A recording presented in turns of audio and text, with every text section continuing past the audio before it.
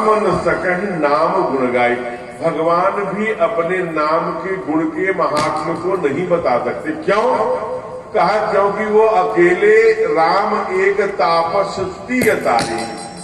ठाकुर ने, मेरे राघव सरकार ने यही बलिया के पास गौतम घाट पर केवल अहिल्या का उद्धार किया था। तापस स्त्री, एक ऋषि के पत्नी यानी अहिल्या का उद्धार किया था, लेकिन उनके नाम ने कहा, उनके नाम ने नाम कोटि खल कुमति सुधारी। परमात्मा का नाम तो लाखों लाखों कुमतियों को सुमति की तरफ चला दिया। इसलिए उमा कहूं मैं अनुभव अपना कौन, कहा बीते संवत 87। जो 87 हजार वर्ष समाधि लेकर के बैठते हैं, ऐसे बाबा डंडा ठोक के कह रहे हैं कि हे उमा, मैंने 87 हजार वर्ष साधना के बाद यही जान पाया है। क्या? कहा सतहरि भजन जगत सब सफल। केवल परमात्मा का ही भजन साथ जाएगा, बाकी सब मिथ्या है, झूठा है, सब यही रह जाएगा। ऐसी राम नाम महिमा बताकर बड़ा सुंदर एक, आगे जो भी समय का अभाव है, हम लोग आज थोड़ा कथा को गति देंगे। एक सुंदर दृश्य का एक झांकी बहुत सुंदर प्रस्तुत कर रहे हैं बाबा। क्या कर रहे हैं? कहा प्रयाग का स्थान है। ये प्रयाग कहाँ है? अच्छा, जो सबसे पीछे श्रोता बैठे हैं टोपी लगाकर, चश्मा लगाकर, मैं उनसे आग्रह करूंगा, क्या वहां तक स्पष्ट आवाज जा रही है? जय हो, जय हो आदरणीय पांडे जी। तो विचार करने का विषय मात्र इतना है कि प्रयाग कहां है? तो प्रयाग उत्तर प्रदेश में है। उत्तर प्रदेश में एक जनपद है।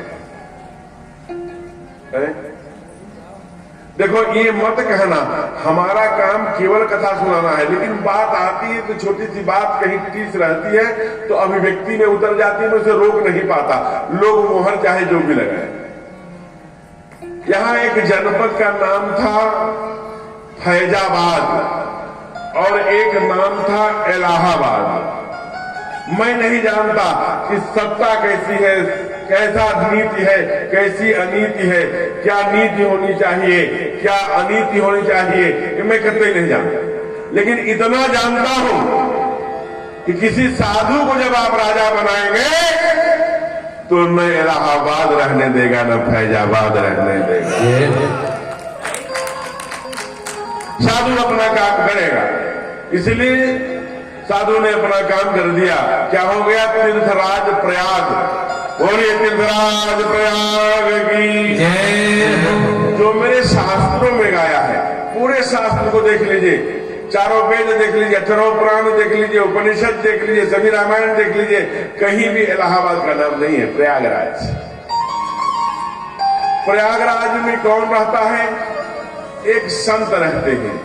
उनके मां का नाम है सुशीला और उनका क्या काम है? वो मन के गति से चलने वाले सभी विमानों के निर्माता हैं। और प्रयाग में जो माघ मेला हम लोग जाते हैं और जाकर के एक एक महीने कल्पवासी बन के रहते हैं। जो आज टेंट लगा हुआ मिलता है, वो टेंट लगवाना, उनको सबको भोजन देना, राशन देना, ये काम करते हैं। त्रेता की बात है। कहा उनका नाम क्या है? तो बाबा ने परिचय कराया, अरे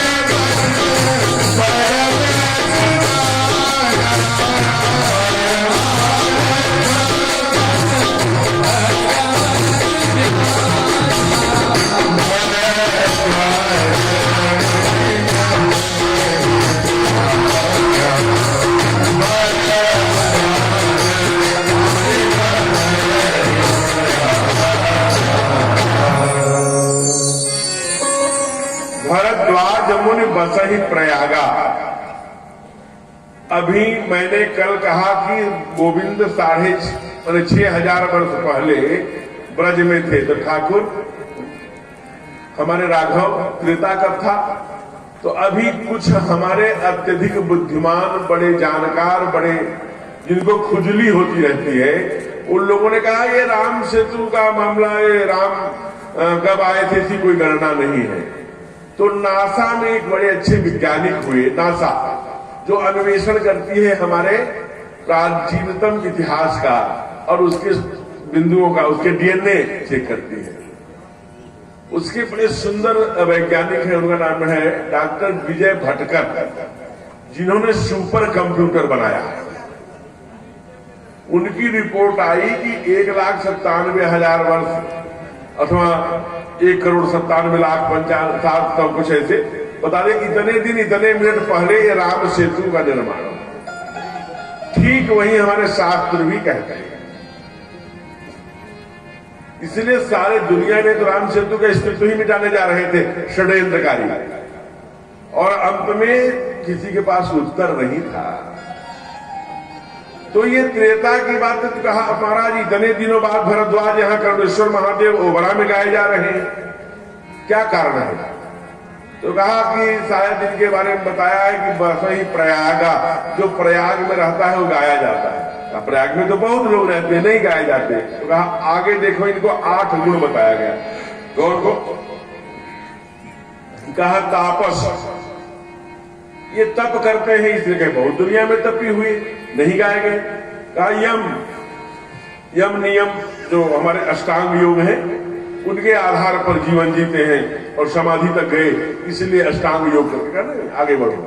कहा तापस यम दम, दया निधान, दया के निधान है, इसलिए कहा अच्छा बहुत दयावान दुनिया में मिले, कोई नहीं गाया गया।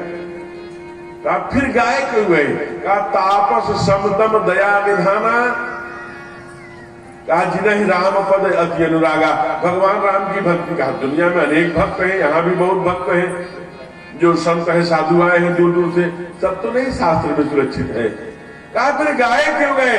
कहा इसलिए कि परमारथ पथ परम सुजाना, गाया वही जाता है जो अपने लिए नहीं दूसरों के लिए जिया जाता है, जिया करता है मेरे प्यारे, गाया हमेशा वही जाता है। तो भरद्वाज अपने लिए नहीं जीते, ये समाज के लिए, समष्टि के लिए, संसार के लिए, राष्ट्र के लिए, देश के लिए, माता पृथ्वी पुत्रो हम पृथिव्या के लिए, इसलिए परमारथ पथ, ये परमारथ पथ के पथिक हैं, इसलिए गाए जाते हैं। एक दिन क्या देखते हैं कि पूरे माघ मेले में लगी हुई कुटिया सब उजड़ रही, सब लोग जा रहे हैं, सारे कथावाचक जा रहे हैं, सारे क्लबवासी जा रहे हैं, सबके टेंट उखड़ रहे हैं, सब गाड़ियां लग गई हैं, सब भागम भाग है। एक लंबे से संत हैं, बड़े लंबे, 8.5 फुट लंबे रहे होंगे, क्या लंबी लंबी भुजाएं, उनके भी टेंट दौड़े, उनका चरण पकड़ लिया, हम आपको नहीं जाने देंगे। अब क्यों नहीं जाने देंगे? 1 महीने पूरे हो गए, अब जाएंगे? कहा नहीं प्रभु। भरद्वाज रोने लगे, कहा मैं प्रभु आपको नहीं जाने दूंगा। कहा क्यों?